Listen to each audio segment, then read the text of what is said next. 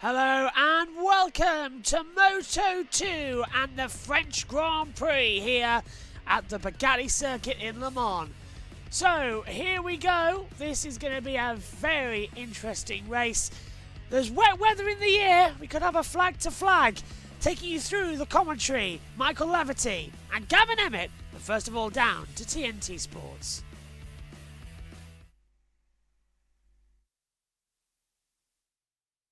Well, as we await to hear from them, because they seem to have vanished. The audio seems to have vanished, so we will hopefully have them back momentarily from the commentary team. Well, around here, well, better than Jerez anyway, and I think he had a crash yesterday, and that's why he ended up there. But he actually, from let's say comparing to his start of the season, Garcia has looked better here so far. So he's starting from really far, but I think he could be his strongest result since the start of the year. Yeah, and David Alonso, who everyone's looking at to try and find something for the rookie in Moto2, has to go from 12th, but he also has a long lap penalty in the race from an incident in Jerez, so that makes things a little bit difficult, even though qualifying was okay really. He had to come through Q1 to get there. Yeah, he's getting there, isn't he? I know, because he had such a good year last year, we expected huge things from him in Moto2. It's sometimes not that easy for the Moto3 riders jumping up into this class, but definitely, again, there's been some green shoots this weekend. He's been inside the top 10. Like I say, he's got that penalty to deal with, which is not ideal, but yeah, it'll be interesting to see how it pans out for him. Is it going to go to the form book here and we're going to see Manuel Gonzalez take it away, or is there going to be a dark horse and that could come in the form of the weather? I think he's going to win. I think it's going to be tough. He's going to be very tough to beat. But I think for me, the guy who's going to win is going to manage the tyres the best. And everyone wants to know how you think Jake Dixon will get on, of course, at home. His chances from 6th? I think podium. Yeah, definitely potential for podium. The Bosco chassis is working well, and they are normally keeping the tyres quite well. Yeah, so, yeah, with this much cooler temperature, you can see Jake. You know, I'm going to say 3rd. Yeah, I was going to say the same, Neil. We're agreeing. They're agreeing for once. Amazing. And shout out to Darren Binder, who's not taking part. He's gone to Barcelona for surgery. Okay, well, here is your Moto2 race, 22 laps of the Le Mans circuit. Let's hand over to Gavin Michael. Thank you very much, Rachel. Yeah, Manuel Gonzalez on pole. Looks unstoppable on paper, but we don't race on paper. The clouds are gathering. The grip is going to be a challenge. The margins are tiny. He's got some hard chargers alongside and behind him. This Moto2 field is hungry for a shake-up.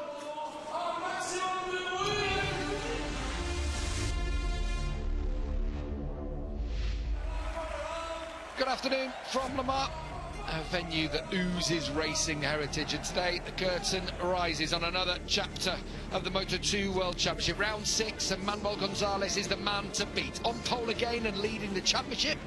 Although it's a dry track, there is rain in the air, and rivals all around him. Baltas and Moreira on the front row, fresh from battling for the podium back in Jerez. Row 2, you've got Dixon and Canet, two who will fancy their chances in this race. Philip Salach heading up the 3rd row of the grid. Even Ochoa's had a good weekend, he's there in 10th. David Alonso on the outside of that 4th row has a long lap penalty to take. Keep an eye on Sergio Garcia, he won here a year ago and he's looking much more like his old self here this weekend.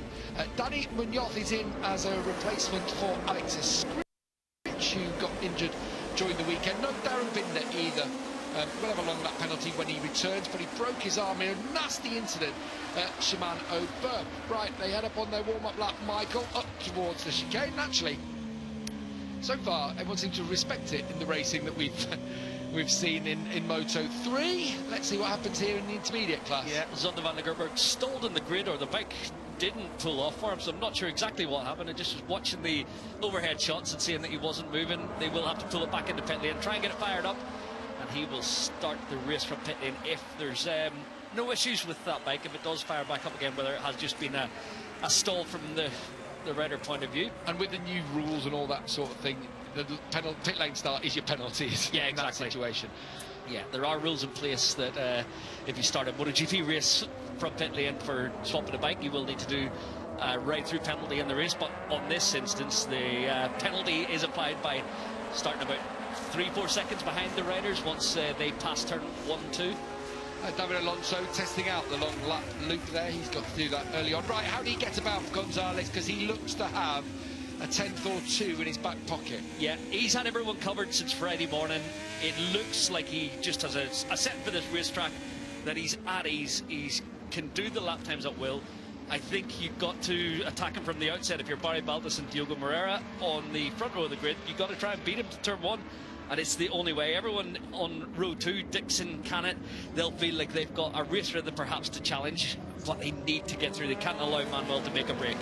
All the time, Zonta van der Gerberg's tyres will be losing temperature, so he's got to be very, very cautious up towards the first corner. But Gonzalez, of course, who leads the championship by 7 from Aaron Canet, has looked fantastic every single race weekend, and he's continued that form here in France. I would say, looking at race pace, Diogo Moreira not the greatest, but Jake Dixon from that second row looked to have it. Canet, not sure. We'll find out, won't we, over the next 22 laps. Dark, just as they pull up on the grid. A few spots of rain perhaps in the air. We were hearing from pit lane before. Let's see. Gonzalez will be leading them out then on this 22-lap Moto2 race. Is Le Mans going to deliver once more as it just did in Moto3? Lights go out and we are underway. Little wheelie from Moreira and from Gonzalez, but got away nicely at the front. Jake Dixon's made a good launch from the second row of the grid and actually threads the eye of the needle, doesn't he, up towards the chicane. Moreira is going to attack Gonzalez into turn 1, and Gonzalez loses that lead from the Brazilian. Philip Salac riding around the outside. Excellent from the Czech rider. That was superb, wasn't it? And then Adrian Huertas had to go through the runoff through there. So it's Moreira from Gonzalez, then it's Dixon and Salac on the inside. He and Albert Arenas well aware Salac is there, and he slots into 4th. Yeah, great first set of corners for Philip Salac from the third row of the grid, from Jake Dixon as well. Great start. Aaron Canet's the one who came off worst. He got mired in the turn 2, turn 3 section where they just dive-bombed him up down the inside. A little wider from Moreira, wasn't it? Trying to swoop around Museum Corner. It is a way to attack that one. It's a long loop that comes back on itself in turn 7. This is turn 8, double apex right-hander of Garage Fair. And Diogo Moreira leads us in this race. Manu Gonzalez is in 2nd place, 3rd is Dixon, 4th is Salac. And we've said, actually, it's good for Dixon because sometimes it takes him a couple of laps, doesn't he, to get up to pace. Yeah, Diogo's been a bit of a strange one this weekend. A crash for Colin Fire, opening lap on the exit of Garage Fair, it looks like. Yeah, it is. That's definitely out of turn 8. But yeah, we noticed from Moreira on Friday, he was comfortable, he was fast, but not as consistently fast as the likes of Manu Gonzalez, Jake Dixon, Philip Salac. Barry Baltus through and Albert Arenas into Recordamon. Yeah, his start wasn't the best, was it? Already got swallowed going up towards turn 1, but making moves to come back towards the front. And after what he did at Jerez, you would not count him out of battling for the podium here today. But Albert Arenas is a terrier. Completely different statures, these two, and very, very experienced Arenas. He's surely going to run a little bit deep there, just as Dixon did. But no, Albert Arenas hangs on. Got to say, Barry Baltus' part to weight gets a little bit beat up there at the end of the long front straight, and obviously had to give best. Oh, he gives best. Did you see him right into the side of Albert Arenas in the middle of La Chapelle? Well, we need to camera on that one. That one's going to rumble and rumble. Yeah. Though Arenas now is under pressure from Lopez behind. Out the front, Jake Dixon went deep in the chicane. His teammate got alongside him, but down towards La Chapelle, Dixon was just that little bit braver. Maybe a bit of respect between the two pals and teammates down there, and Dixon able to rejoin in 3rd spot. Yeah, I think there's almost a gentleman's agreement, I want to say, between Salac and Jake Dixon. The title race, Salac is establishing himself as a front runner here at Moto2 this year. They've both worked well together, so I think Salac probably just give best to the more senior of the two inside the garage. You see how we're running on the inside curbs there. We were avoiding those curbs during Moto3, but I tell you what, the clouds overhead, look at them from on board with Manuel Gonzalez. As we look at the rear of Diogo Moreira's bike, he won't be easy to pass the Brazilian, but the clouds, dark clouds looming overhead, and if it does rain, no flag-to-flag rules here, they will red flag it and we'll get a shortened race, depending on how far into the race we are. Yeah, it's one of those where the riders, their lap times are pretty good straight away here. The track is fully dry. You get a few little spots on your visor, on your screen, the mental rain, and it just makes you a little cautious into the likes of this turn 3. The S's at Dunlop. Barry Baltus attacks Salac and takes 4th. He was the fastest rider on track on that second lap of the race, and 1:35.5 is a new race lap record for the Belgian. Yeah, impressive when you think we've been in the 34.9, 34.8 second range for Manu Gonzalez this weekend in his race runs in terms of rhythm, so there's more pace out there, but Barry Baltus, despite the conditions being less than optimal, is able to break a new lap record here. What we said in the past, he never looked after his tyres, but he did do in Jerez, didn't he? Kept them underneath him. Diogo Moreira, another one whose tyres faded back in the Spanish Grand Prix. As Celestino Vietti comes through, I thought then Tony Arbolino was going to fire back at him, but it's good to see both Vietti and Arbolino looking a lot more on it this weekend. The times have been so tight, apart from Gonzalez. Yeah, Gonzalez has had an advantage over the entire field. All the Bosco Oscuros looking better. You mentioned there with Alonso Lopez, he's in there in 7th, but you've got Vietti in 11th, Arbolino 12th, Sergio Garcia. Oh, huge crash for Tony. Tony Arbolino has crashed out at the Blue S's. He was in that battle right there with Celestino Vietti as Baltus attacks Dixon towards the Raccordomont. Arbolino has crashed out. Yeah, Barry wasted no time there on the Raccordomont with Jake Dixon, but you'll see here just as they click 6th gear, it does hurt the Belgian a little in terms of his size, but it holds it out this time. Well, it's getting tight behind, isn't it? Gonzalez having a think about Moreira. Look at the ground that Baltus eats up on the brakes, though, to Gonzalez. That is stunning from the Belgian, and suddenly a gap that was, you know, tending towards half a second, it's closed in the space of one corner. Yeah, sometimes actually size and weight can help here to get the tyres up to temperature early doors. So Barry, you can see he's aggressive. He's got feeling with his Pirelli front and rear. Everyone's on the soft front and super soft rear here today, but he's able to activate them that little bit quicker. He just looks really confident right now. Is he able to get about Manuel Gonzalez? Because this could change the outcome of this race. Diogo Moreira's got through on Gonzalez, so I get on the nose down into Garage Vero. I wonder whether he might have to just release the front brake a little bit there, Gonzalez. Thankfully it stayed underneath him, but I just wonder if Gonzalez knows that Baltus is coming. He is going to attack, is he, on Moreira? Yeah. Down into the Shimano berth, levels Diogo Moreira. I thought Moreira was going to hang on, but Gonzalez is through. Now, Gonzalez will try and impose his pace on the race. Yeah, you could see Manu got the hurry up. He knew he had to push on. The pit signal will have had the number 7 on his board that he's coming, and he's up the ante. He wanted through down into Garage Vert, thought best of it, got the run out of Garage Vert, and executed the pass perfectly into the Shimano Booth S. Baltus looks tasty early on in this race, doesn't he? I spoke to him down there before. Nat spoke to him over the weekend, almost saying I'm learning from Canet. At the moment, he's outdoing Canet, isn't he? His teammate in this race. He's up in 3rd, Canet down in 8th. It'll be interesting to see if Moreira can match the pace of Gonzalez.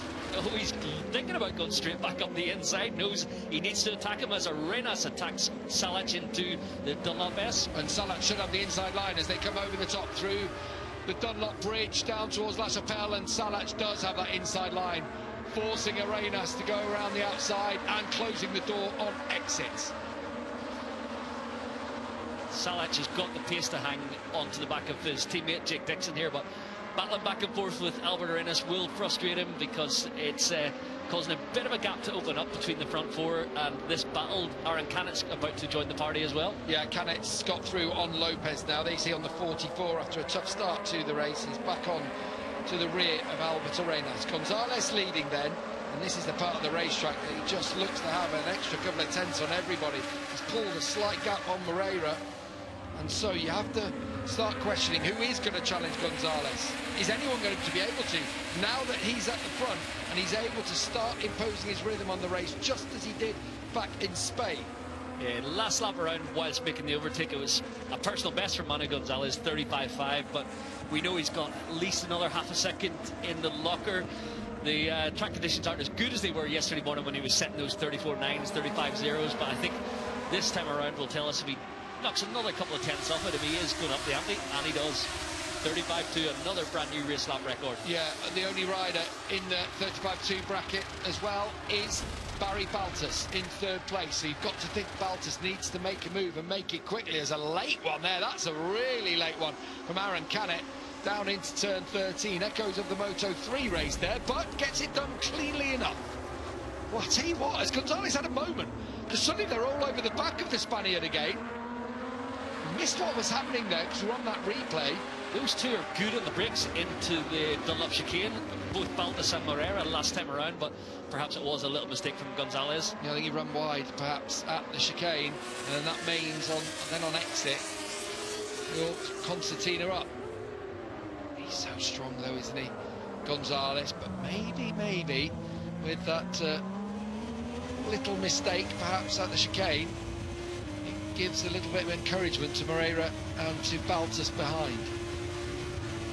See Barry just losing a little bit in the latter part of the straight, but making it all back on the brakes. Such is his natural attack and riding style, but yeah, it's impressive to witness.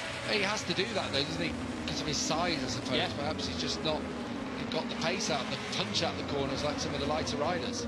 He's aggressive, even direction change in the Blue S, he throws it on his side and he forces it into the apex. He's confident with the bike underneath him, and listen to the interview he did with Nat. He's got the right approach this year. He knows the team are going for the title with Aaron Canet. Obviously, they didn't expect Barry to be just as strong as he is, I don't believe.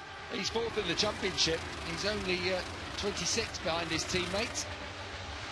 As we hear the limiter on the Triumph triples getting a workout from all of the riders through that turn 1-2 set of kinks.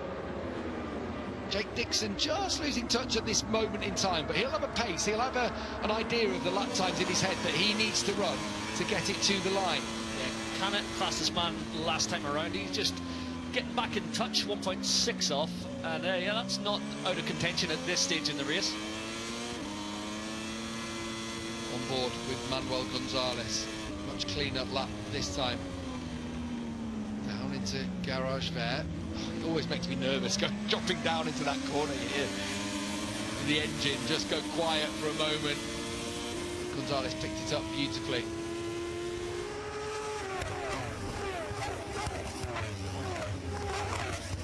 Listen to those Triumphs singing down through Shimano Burfesses. I think if Barry gets an opportunity, he won't waste any time in sending it down the inside of Moreira. He's looking at it here as he rounds this left, trying to drive up towards the inside and record him on. He's going to do it, is he? Oh, he went tight there, did Moreira. How hard was he to pass for Senna Aegis back in Yeah, Jerez? very true. He made himself wide. He got a little telling off for putting Senna almost onto the grass down the back straight. A little ticking off, should I say. But yeah, he's good on the brakes. He's good when the bike's sideways. And you can see it here. Even Barry's prowess in the braking zone, not easy to make a move. Here comes Baltas up to the chicane. Through he goes into second, and it was a responsible... Oh, and Moreira tried to fight back on the exit from their nose, actually. I think the Baltas is that little bit quicker than him, and so he's got to do it in a duel, and he took it back to Baltas there. He is a hard charger, is Moreira, but fair play to Baltas for getting through. Gonzalez did a 35.2 on that last lap. Baltas did a 35.3, pace up him by 3/10 or so. Jake Dixon just lost a little bit of touch, but still improved his lap time on that last one. Yeah, he's got to come back at them here, I do believe. Obviously, the trading of places between Baltas and Moreira gives Jake a little bit of grab back onto the slipstream of these two. But yeah, it was interesting there. You could see Moreira thought about responding immediately, but it was going to be contact with Baltas, and Baltas is a big unit. He's going to go out best whenever it's shoulder to shoulder through the chicane there at Dunlop. And Gonzalez will love what that's done to the gap back to second place. That little battling between the Belgian and the Brazilian has given him a bit of breathing room. Now there you are, and it's come up on his dashboard straight away. All of a sudden the gap to 0.7. This is the moment to go from Gonzalez. I really am looking forward to seeing what his lap time here. He's been told that Baltas has a similar pace to you, but as Gonzalez got a bit more in the tank, you feel like what we've seen throughout the weekend he does. Another 35.2, but it is matched by Baltas in second. Yeah, he's took 2/10 out from the first intermediate split, and you can see it from the overhead shot where he's attacking. He's gaining it all in the brakes, once again down into turn 3, attacking. Barry's a believer right now, and he's looking so good, cutting the curve there, up over the crest as you under the Dunlop Bridge, and he's almost back in touch with Gonzalez already. Salach is having to ride hard to keep Aaron Canet at bay. Similar lap times between 4th, 5th and 6th. Moreira the slowest of the front group, all the way back to Alonso Lopez, 3 seconds covering the top 8. Gap back to Celestino Vietti and Yvon Ortola, who's having a great ride, the rookie. Yeah, it's been a good weekend for Ortola. He's made the step in Moto2 and on track together with his teammate Sergio Garcia, who I'm happy to say is a lot closer to the pace this weekend. Still not on race winning form as he was here 1 year ago, but much more like it from the young Spanish rider. He's been through the mill of late.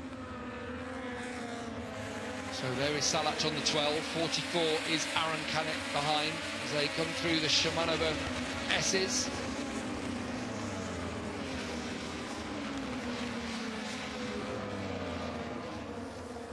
Up towards the record mark.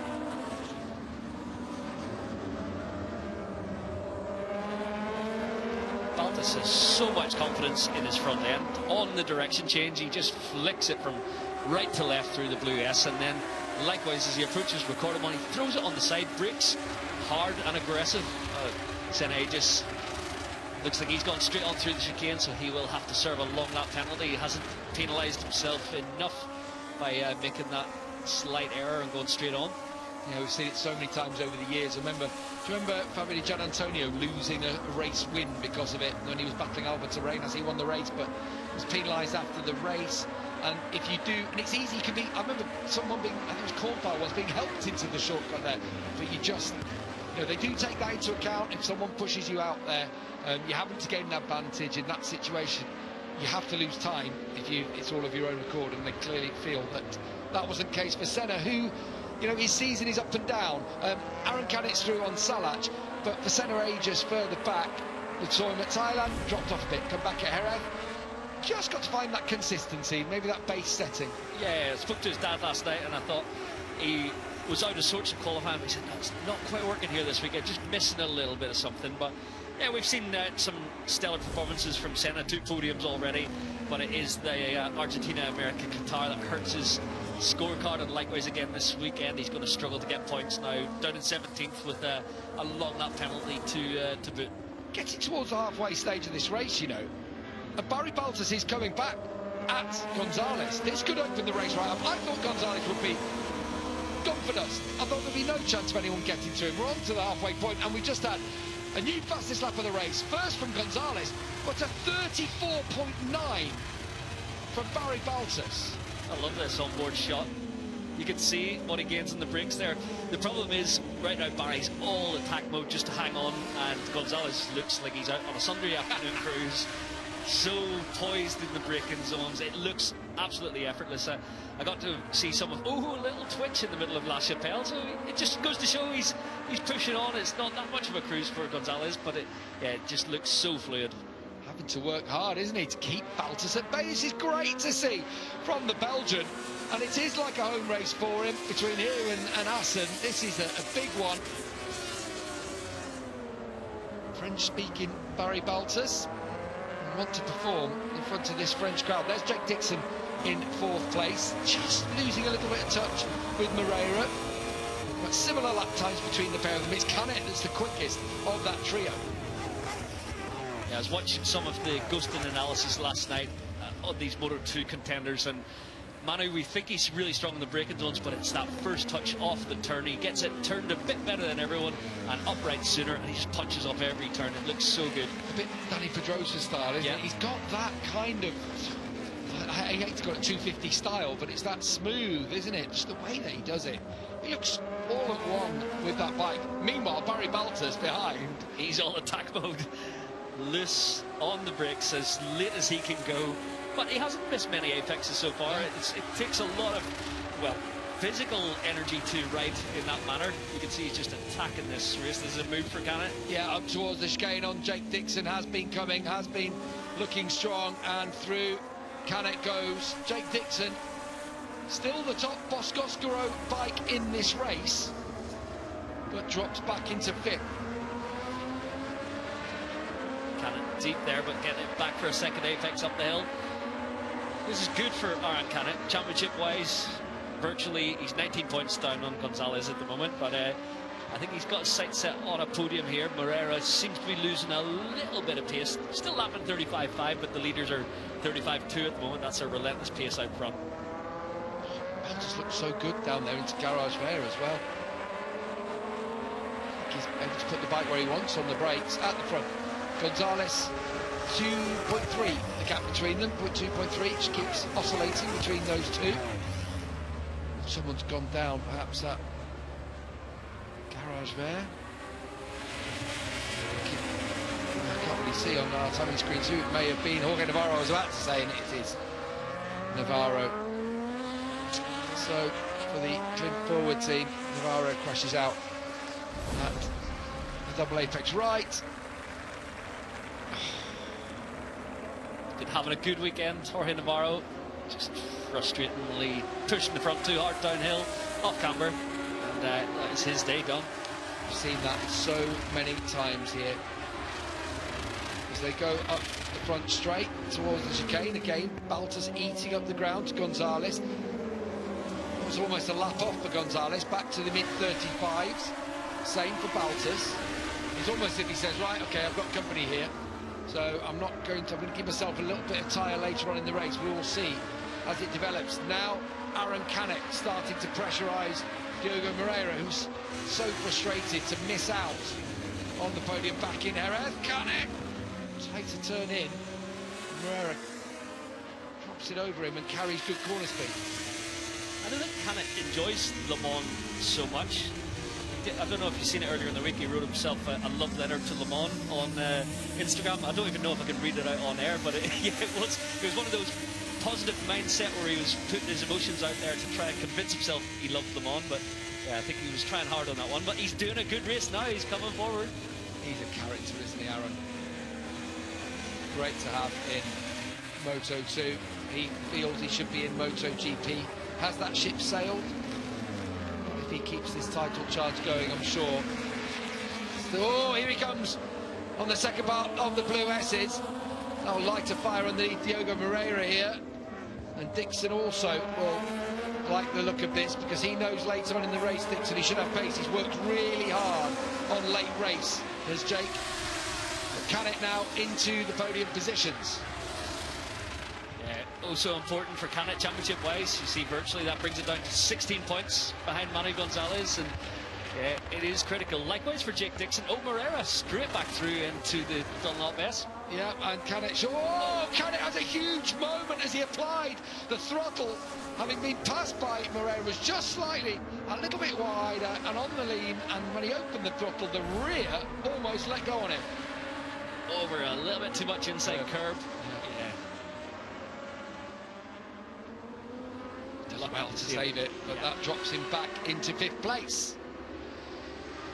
A tasty battle going on for 3rd, and still at the front, Gonzalez can't break Baltas. They have settled into a rhythm now after those two trading of fast laps, and it's 35.4s for the pair of them again. Baltas is tagging along for the ride here.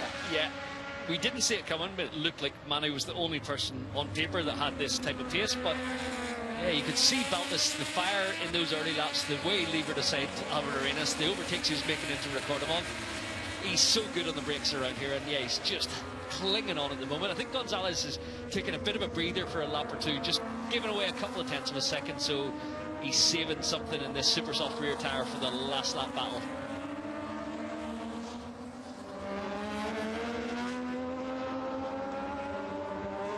Out of the final corner, on to lap 15 of 22.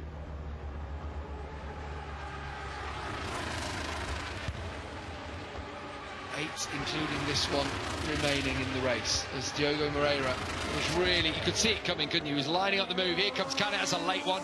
He's surely going to run a little bit deep there. And Dixon, does he? Oh, Dixon had that similar moment, didn't he, to Canet coming out, just couldn't quite get the drive to repass Canet on exit. Aaron, he came from a long way back. It was a carbon copy of the previous pass on Jake, although he done most of the pass through the approach on turn 1 and 2, but here he's confident on the brakes into turn 3, which is a difficult one. It's downhill, slightly off camber, slightly chatter-inducing the corner there, but he trailed the front brake in there and got it stopped. Well, they'll have the run here, will Dixon, on Canet, as he applied the gas out of museum, a slipping and sliding for Canet, but he manages to hold firm in Garage Vert. Still, Salach and Arenas actually are sticking with this battle for 3rd. 5-way battle. at the front, still Gonzalez from Baltas by 0.2 as Albert Arenas right on cue attacks Salac into Shimano Burke. This is good from Albert, a little twitch off the turn when you change direction there, and it does G out, a little pump for him, but yeah, done well to make the overtake cleanly on Salac. A reminder that the two Bosco-Scuro bikes, the Mark BDS, are the top Bosco-Scuros in this race. The next one is Vietti and Lopez, 8th and 9th on the, I'm not going to say official bikes, but of course the speed-up team. Yeah, the man that owns that squad is the man whose namesake is Bosco-Scuro, and likewise the chassis. But yeah, it's been a slightly down period for the last 3 races, with Calix stealing a little bit of a march. Here we go again. Aaron Canet up to the Dunlop chicane. Now, Moreira has got good drive on this occasion, but he has a wheelie. That will force him to roll off the throttle and back where we were. Canet 3rd, Moreira 4th, still Jake Dixon watching on, but looks like at the moment just not got enough to be able to challenge. It's got tighter between the front 2 than it has in recent laps between Gonzalez and Baltas. 0.1 through the first sector. Yeah, lap times remaining at the mid 35-second range, which you can see Barry, obviously it's not a high consumption racetrack in terms of tyres, and we talked about it a lot last year that maybe his style was a little bit too much for these Pirelli tyres, but last time out in Jerez it stayed with him all the way to the end. What do we see there though? Exactly what you were saying earlier in this race, Michael, that Manuel Gonzalez on exit from Garage Vert, he just pulled a huge gap on Baltas. Albert Arenas is now through on Jake Dixon. He's fancying this one. Well, we've seen Albert fade a lot in races in past, but he's coming forward on this occasion. Good to see. We have asked questions of Albert, and there is a certain expectation as a Moto3 World Champion when he's going to show his ability in Moto2 as a consistent front runner. Looks like he's got his sights set on a podium today, and these last few laps have been very strong to the number 75. Canet across the line. 6 to go, including this one. He's in 3rd. Moreira just behind him. Albert Arenas loves a lunge himself. It's going to be tasty, this. And then Dixon and Salac just, toothless is probably the wrong word, but just not able to attack. They've got the pace to run, and you think 1 lap pace, they'd be there. Just not able to make any moves. So we're at the point now where if weather does interrupt it, this will be called a race, so we know it's a dry race and there's no flag-to-flag rules here. If it does start to spot rain, it will be called, so it's always so important in these last few laps for track position. You can't afford to sit back, you need to be thinking about those points. Yeah, it's 2/3 race distance in Moto2 and Moto3, 3/4 in a MotoGP race. Of course, that would be for a red flag in case it was a bike on track, that sort of thing. But if it were to rain here, 2/3 distance was 14 laps, and we are now on lap 17, 5.5 to go. And Gonzalez at the front, the gap was 0.5 through that 3rd split. I wonder if finally Gonzalez has broken Baltas. He's saved enough in hand. It'd be interesting to see his lap time on this one. It was a 35.7 on that last lap. It'll be interesting to see what Gonzalez does. He's already in the final corner, Gonzalez. As you can just see at the bottom of your screen, they come through shot as Canet leads through this quartet. Across the line, 35.5, so he has turned up the wick again, Gonzalez, but only by a couple of tenths. It's anything Baltas can do. Yeah, I think Baltas is still the fastest of the rest with the 35.7, the others 35.8 for Moreira, 36.0 for Canet. It does seem like at this point in the race, just Manu may well eke out a comfortable margin. I say that, and he's brought the Barry Baltas has brought it down a 10th in sector 1. That is his strong sector, isn't it? But then it feels like in the second half of the track, Gonzalez can open up. The question here is, who's got the tyre left? Has anyone kept anything underneath him? As Jake Dixon looks a little bit stronger, doesn't he, than he has done in the last couple of laps? Just wonder if he might have a say in the outcome of the silverware here. Yeah, Jake never gives in, and we always know he's typically one of the smoother riders in terms of his tyre consumption. Always is something to fight with at the end, so he'll be pushing on to regain the place here on Arenas. Celestino Vietti has got back in front of Lopez. A really good battle going on between Lopez and Ortola for 8th place, but this is the 3rd place rider. Aaron Canet with Diogo Moreira behind him. Alberto Arenas in the mix on the 75 on the Grassini bike. And then behind, Jake Dixon and Philip Salac, two Mark VDS boys. We go to the Raccordomont. Manuel Gonzalez has just crossed the finish line now. 5 seconds up the road from this battle. The gap came down on that last lap. Baltus responded. Yeah, less than a tenth though. It's difficult at this stage with managers so consistent at the front, but Barry's not giving up. You can see in the small screen up in the top left of your picture, he's attacking in this sector 1 to try and get back in touch with the Spanish rider. All this group, 35.9s, all of them, apart from Salac, are 35.8 at the back. I don't feel it's going to end like this. Yeah. With these 5 in line, there's going to be some moves, aren't there? Diogo Moreira showed he got the bit between his teeth, didn't he, in Jerez? He didn't want to let go in front of the centre eight, just scrapped really hard. He's already done it in this race. You feel like the Brazilian's got a move in him, he's got a lunge in him. Yeah, he's missing out on the podium last time in Jerez. He does not want to finish 4th again this weekend. He put everything on the line over these last 3.5 laps to find a way through well, finding a way through Canet's one thing, but then you've got to protect, because you've got Arenas, Dixon, Salac all waiting in the wings. If you make a mistake, say you try to move into the Shimano move, go straight on, that's your day done. So yeah, you have to be precise around Le Mans.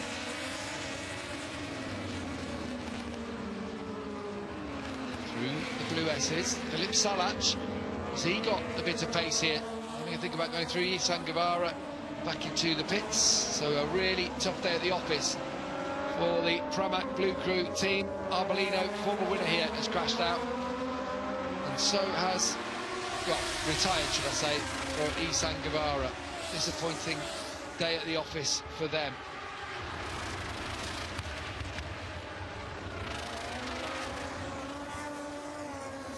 Just 3 laps remaining. Into the chicane once more. Still no moves, still no movement. Canet hanging on, looking to take his 3rd podium of the year. Moreira behind, all deep, aren't they, down into La Chapelle. He's had 2 4th places this year as Moreira. He doesn't want to add another one to the mix. No, he is keen to stand in the box, and yeah, he's got to figure out a way with Canet looking so strong, especially in sector 1 on the brakes, but Moreira's a bit of a demon himself. Alberto Arenas in that group has had the track limits warning. That's the warning triangle on the left-hand side.